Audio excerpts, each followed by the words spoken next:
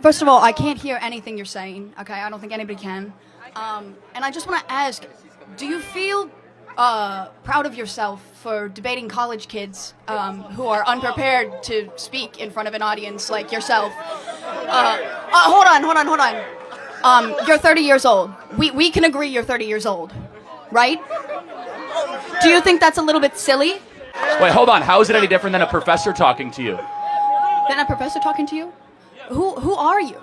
Important enough for you to come up to a microphone. Actually, when I first saw this ad, I thought it was like an improv comedy thing. It looked so ridiculous that I didn't even think it was real. This is what you do. You take people and you put them under the spotlight and you... Well, hold on. I didn't ask you to come up here. You voluntarily came to the front of the line. You didn't have to do that. You're purposely antagonizing people on campus, asking people to come up by spreading your weird agenda. How? Was Charlie Kirk actually shot and killed, or was it a fentanyl overdose?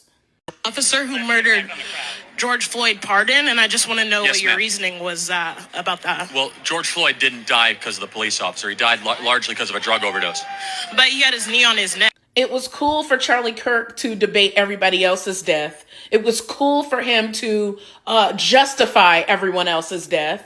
And I fully acknowledge and admit, when you allow gun ownership, you're going to have gun deaths. There is a cost to liberty. He said those statements after children were murdered. Okay. Charlie Kirk spent most of his life denying people's existence, even in death. He died today speaking about trans people in a transphobic way. He has done this multiple times. So if you think that I'm going to give a solitary fuck about someone like Charlie Kirk, think again.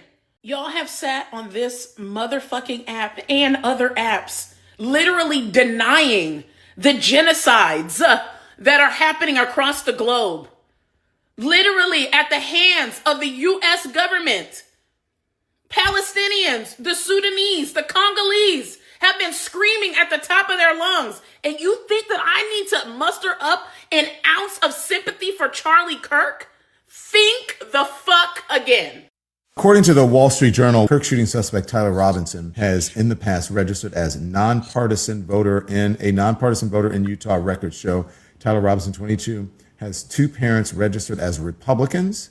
Roughly half of Utah voters are Republicans, while about a quarter are unaffiliated voters. There are reports and things circulating around social media and online and also in media as well that he was possibly a Trump supporter and may have donated. And again, I can tell you that he's unaffiliated, but both of his parents are registered Republicans. So where does the liberal Democrat, Jesse Watters, where does that come from? Because that's the narrative that most benefits them politically. And so that's the narrative they're going to go with.